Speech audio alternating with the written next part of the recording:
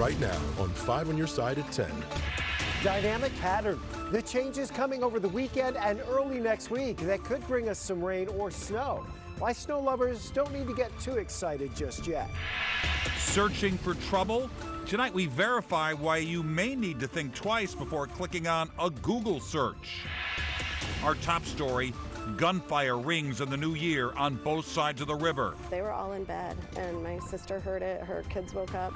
Cars and homes hit with bullets in South St. Louis, and a near miss for a Metro East firefighter. If I was on that side of the truck, I wouldn't be standing here today at all. Good evening and Happy New Year. I'm Mike Bush. Kelly Jackson has the night off. Tonight, a Camp Jackson firefighter says he's lucky to be alive after a bullet came flying through the firehouse door and just inches from hitting him. New tonight, our Laura Barczewski talked with that firefighter and his chief, who's taking action. Laura. Mike, while the Camp Jackson fire chief says they expected celebratory gunfire on New Year's Eve, they didn't expect it to hit their home away from home. It was a pretty slow New Year's Eve for the Camp Jackson Fire Protection District, which kept them at the firehouse. That's normally a good thing. We were watching the ball drop the course. The members were back here at this table playing board games, eating snacks, whatever you have it. And all of a sudden we just heard a loud pop and we heard a bunch of glass flying. A bullet came flying through the garage door window, inches from firefighter Miles Hogan's head, who was grabbing his belongings from the fire truck. As I was walking, I heard a gunshot. I didn't know where it came from, and I looked over and I saw glass shattered everywhere. So I retreat to the back towards where the rest of the firefighters at, and that's when my chief, Chris Davis, says, everybody grab your tech vest. He's talking about bulletproof vests that many of them have purchased for themselves, something several years ago they didn't think they'd ever need. The way the world's changing, the way I feel, the different things I've seen in my 34-year career is just need to be more vigilant. Chief Chris Davis doesn't think it was targeted because of the timing. It hit the building right at midnight, just as the police calls for celebratory gunfire picked up. I know a lot of us didn't go to bed till 5 a.m. or so. I know the gunfire continued way past midnight. You're talking 3 or 4 o'clock. It sounded like a war zone. Hogan says he wants people to think twice before firing their guns into the air because that bullet has to land somewhere. Because if I was on that side of the truck, I wouldn't be standing here today at all. Chief Chris Davis says they haven't been able to find the bullet and are now left with unexpected expenses to get one of their main garage doors fixed. Mike. Laura, thanks. A St. Louis couple's luck was tested while celebrating the new year at River City Casino. They found a bullet lodged in their windshield when they left early this morning. I'm very grateful we were not in the car. That's the main thing, because I don't know, it might have penetrated their windshield and hit her or me or whatever. So I'm just grateful that we're alive and well. The couple says a new windshield will cost them $500 or more. Many shots fired calls kept St. Louis police busy overnight. Police believe a group of gunmen randomly shot up cars and homes in a southeast neighborhood and then sprayed a short-term rental during a party. New tonight, our Robert Townsend is tracking it all from our newsroom. Robert? Mike, tonight police are still looking for the New Year's Eve culprits who gave those holiday revelers quite a scare and left one family adding up all the damage to their car. It was just 2 hours into the new year. With my family coming in from Boston and Baltimore and Indiana. And Kim Cole's visiting family members rang in 2024. And found this Airbnb that was close to the garden, walking distance, and close to my office, so we rented it. But suddenly they heard a barrage of gunfire over the South Side Airbnb where they were staying in the 4100 block of Shaw. They were all in bed, and my sister heard it. Her kids woke up. The family went outside and couldn't believe what they saw. It's sad for people from out of town to see this side of St. Louis. Cole says someone fired bullets into her husband's parked car, flattened 2 tires, and that's not all. And a bullet all the way through the car and another bullet that grazed it. St. Louis Police Department's real-time crime center says they got a call that occupants in a sedan rode down Shaw Avenue and randomly opened fire on homes. It's also believed bullets shattered windows on neighbors' cars. It's just senseless. It's not needed. It doesn't help anything. It just gives St. Louis a bad reputation. Police say a short time later they went just a few blocks away and found a short-term 2-story rental home in the 4300 block of Hunt Avenue, riddled with bullet holes. They say about 200 people were inside during a New Year's Eve party. Incredibly, no one was hurt. A neighbor says back windows on the house were also shot out. Police recovered at least 40 shell casings back on Shaw Avenue. Not good for the people that live here. This disappointed holiday reveler is still giving thanks. I'm just thankful my whole family was staying in that house, and I'm very thankful and feel blessed that nobody was hurt. Cole says she's now thinking twice about the next time she puts her family in an Airbnb in St. Louis. St. Louis police say they received so many shots fired calls last night that they actually stopped counting after they received 1,000 ShotSpotter calls. And Robert, in contrast to all that news we started with tonight, 2023 will go down as one of the safest years in St. Louis City in a decade. It's also the second sharpest year-over-year decline in homicides since 1995. There were 158 murders in 2023, down considerably from 200 the year before. Those numbers, though, not yet considered official or final until police publish their year-end report. Well, a cold start to 2024 in St. Louis. Temperatures will drop into the 20s tonight, but Weather First Chief Meteorologist Scott Connell is tracking a slight warm-up as many of you head back to work tomorrow. And it'll be just that, Mike. It's a slight warm-up and brief. Tomorrow back into the 40s for highs. Tonight, though, temperatures are really dropping off west of St. Louis where the sky is cleared. Still have clouds over much of the metro area right now. At Lambert, it's still cloudy, but that's not impacting air travel. Everybody's in and out. Here's our nighttime cloud detection. Looking at the satellite picture, those yellow shadings, that's the low cloud cover. The back edge of that is now working into western St. Charles County, eastern Franklin County, and pushing towards the metro area.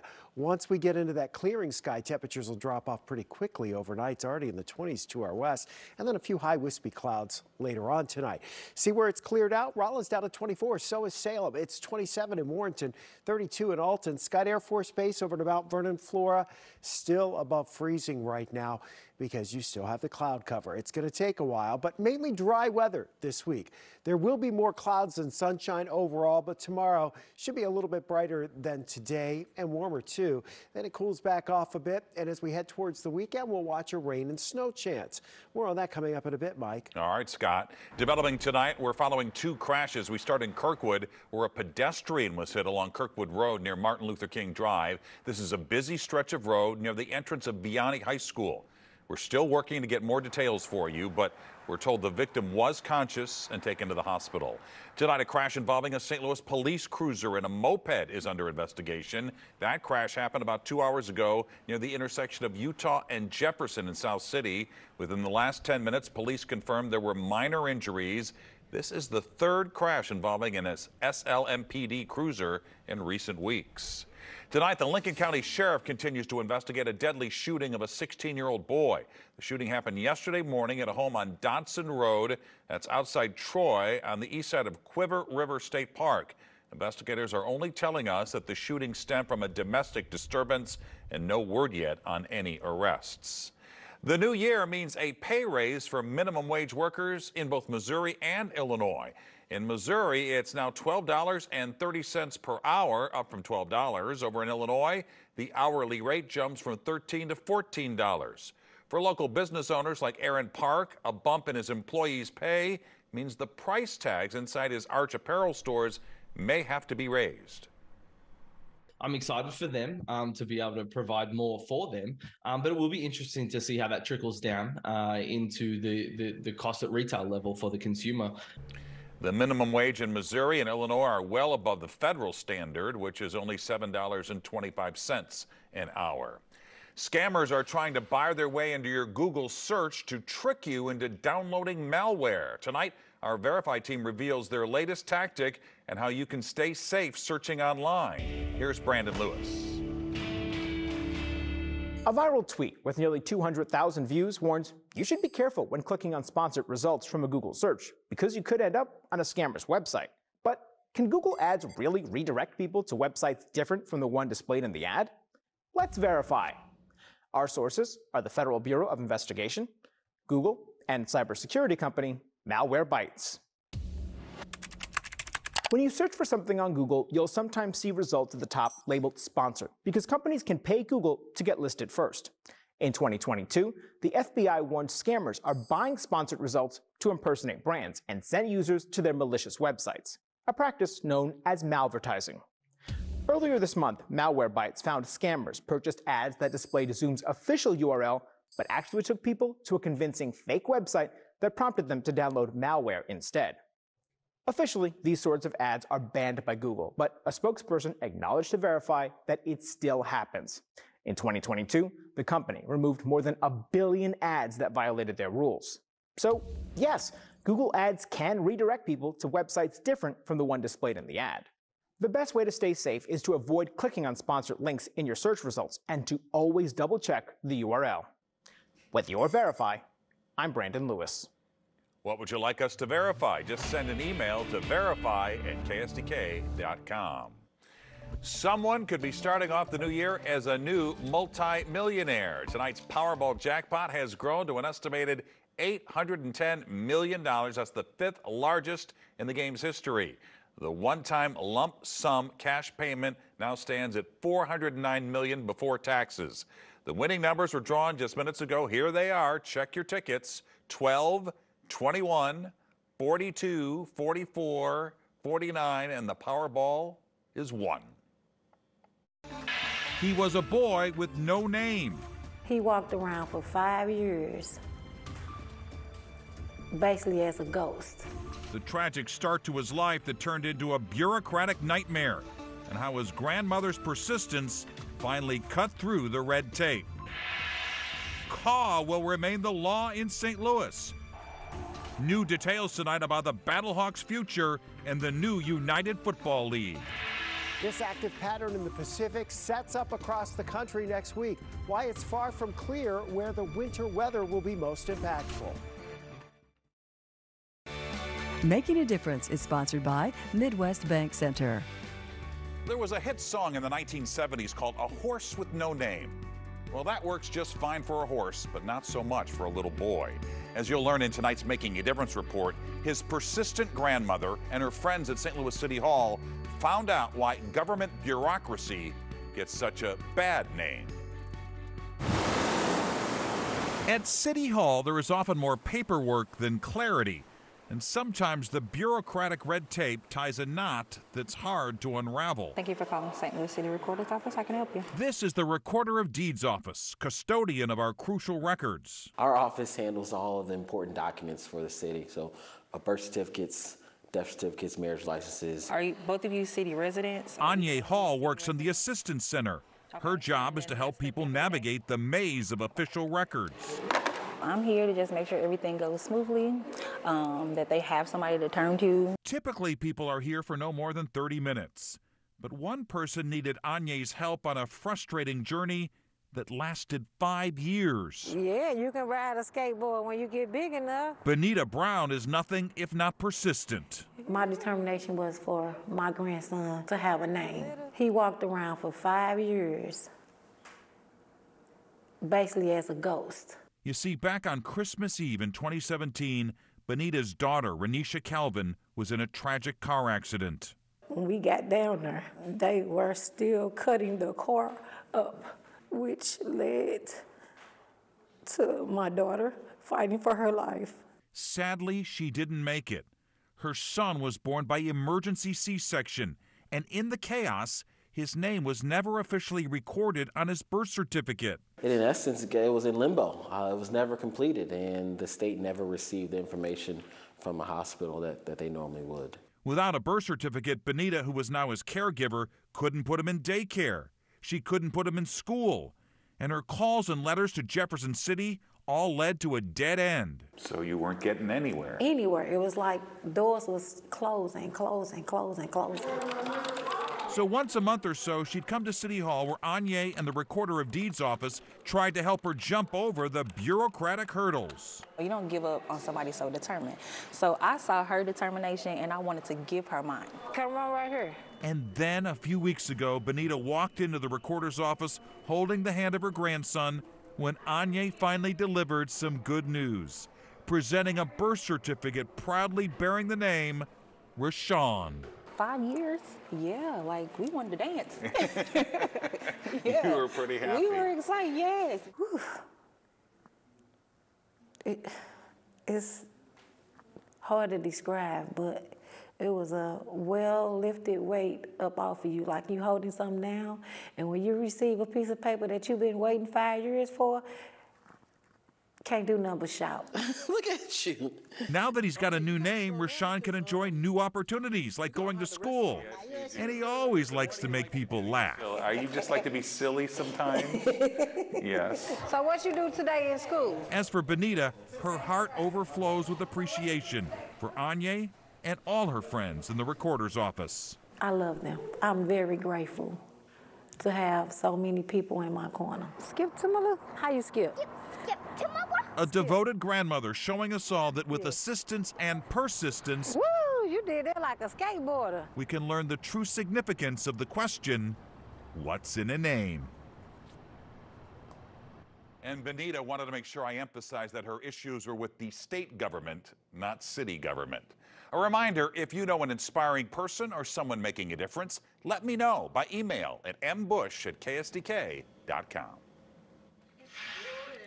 A Fenton couple is celebrating their 80th wedding anniversary tonight. Andrew and Bertha Kowalczyk were married on New Year's Day, 1944 in New Hampshire. Bertha handmade her wedding dress. It was the height of World War II, and Andrew was in the military. My father had to get leave, and he just arrived there like a couple hours before the wedding took place. And he had gotten leave from his officer, who said he had to be back on January 1st, but he said, well, I'm getting married. So he said, well, we'll make it January 3rd. Andrew is now 103, Bertha 102. They have 6 children, 15 grandchildren, and 16 great-grandchildren. Memorial Hospital in Belleville is touting the arrival of one of the first babies of the new year. Little Journey Williams was born just 2 minutes after midnight. She weighs 6 pounds, 15 ounces, and is 19.5 inches long. Journey and Mom Justice are doing well. Chief Meteorologist Scott Connell rejoins us now with that Weather First forecast. And as he mentioned, after the long holiday, a little warm up as folks return to work. Yeah, a little more sunshine tomorrow. Not a lot. It's still going to be, one of those days where the clouds are overhead from time to time and a little thicker at times as well. But the roads on the dry side tonight, they will still be on the dry side tomorrow. So if you're traveling, there aren't really any big travel issues weather-wise across the region. 32 up in Alton, 32 in Creve Coeur, Lake St. Louis at 31. Most of us around the metro area are still in the lower 30s right now because we still have the clouds around St. Louis. A light breeze out of the southwest at 6. 36 was the high today, 33 the low. That actually averages out about 2 degrees above the normal for this time of year because that low temperature did not drop as cool as it will tonight. By early tomorrow morning, we're down into the mid-20s for most of the area, some lower 20s perhaps to the west of St. Louis. And it is becoming partly cloudy to mostly clear, but boy, that clearing line has been very slow to push into St. Louis. Once it gets here, we'll get a few high clouds later on tomorrow, and they'll thicken a bit during the afternoon. Most of the active weather is to our west here for the next couple of days, but boy, the Pacific is really getting busy here. It's an active weather pattern that's developing as we head towards this weekend and into next week. Question is, where's the cold air? We really don't have a lot of it around. We're above average tomorrow. Temperatures back into the mid-40s. Let's push ahead to Friday night. System out west will then be generating another developing storm system to our south. The bulk of the heavier rain and if there were to be snow would be, off to the south of us, closer to that track of the low. But there may be a little light rain and snow across the bi-state area. We just don't know the exact track of this, but all indications are anything that's substantial is staying to our south. And that's going to get us through Saturday and Sunday, with the only impacts for travel being mainly wet roads around the St. Louis area. So not much going on from that standpoint. Now, as we go into Sunday, out to our west, we'll be looking at another big upper level chunk of energy sliding on in. As this pulls out into the Midwest, it's definitely going to create a pretty intense storm system. Now, we don't know the exact track of that one, and cold air is still lacking. So that's an issue when it comes to winter weather. We're 7 to 10 days out. The pattern's favorable for winter weather as we head into next week. Oh, you still have a lot of things to work out with that particular system. On Saturday, a little chance of rain or snow. It should not be a lot, and it should not cause major problems with temperatures above freezing. The next big batch of moisture would slide our way as we go on into Monday, especially Monday night into Tuesday. And Mike, that one may be, the one that does produce some snow across parts of the bi-state region, but it all could be north and west of us, because there's no widespread cold air right now. All right, well, we'll see what happens. Exactly. Scott, thanks. Well, Frank is off tonight, and Holden is next with sports. And it was a big night on the gridiron as the college football playoff picture starts to clarify. I'll have the highlights and break down a bit of a controversial decision that may have changed the championship game next in sports. This 5 on Your Side Sports Report is sponsored by Telly Tire. After weeks of hemming and hawing about which teams were in and out of the college football playoff, we finally got the opportunity for the Final Four to silence the naysayers and leave it all out on the field. Out to Pasadena we go for the granddaddy of them all, Michigan and Bama in the Rose Bowl. And Michigan would lead going into the fourth quarter, but Jason McClellan, he would change that 26 seconds in. He goes around the right tackle, scampers in the end zone, tied with the lead. The Wolverines, though, would answer with 1:38 to go. J.J. McCarthy, the little flip to Roman Wilson, and folks, we've got ourselves a ball game. Michigan would get the ball in the first overtime, and they went to their bell cow. Blake Corum gives Michigan the lead. He had 83 yards on 19 carries. Oh, and he set the school record for touchdowns in a season along the way. Bama would get a chance to tie on fourth down, and they're going to go with the quarterback sneak. Jalen Milroe, well, he stood up the line. Michigan wins this one 27-20 to advance to the championship game. Nick Saban broke down that decision to, well, run the ball on the final play. The best thing that we could do was have a quarterback run, which was kind of our two-point play, one of our two-point plays for this game. And the ball was on the 3-yard line, which is just like a two-point play. So, but we didn't get it blocked, so it didn't work. We didn't execute it very well. Speaking of fun endings, let's check out the ReliaQuest Bowl between LSU and Wisconsin. No Heisman winner Jaden Daniels today, so Garrett Nussmeier takes over. He had the late touchdown pass there to put the Tigers up 3 with 3 to go. And the LSU defense stepped up. Remember, this guy just met grab and former Mizzou Tiger Mekhi Wingo with the big sack to put Wisconsin on the ropes. Well, they would get another sack to end it, and LSU wins 35-31 in the ReliaQuest Bowl. Back here in St. Louis, it was a big day for Battlehawks fans. It's official. Call. Once again, the law and the newly announced UFL, which is set to kick off in March. The Battlehawks will be in the XFL conference of the new league, along with Arlington, San Antonio, and D.C. Just knew they could not make a new league without including St. Louis, which just continues to prove that it is, in fact, a football city. I would say the most successful market in spring football, which was St. Louis. Our St. Louis Battlehawks, where caw is a law, that passionate fan base, that great team with the passionate Anthony Becht doing his thing and leading them again.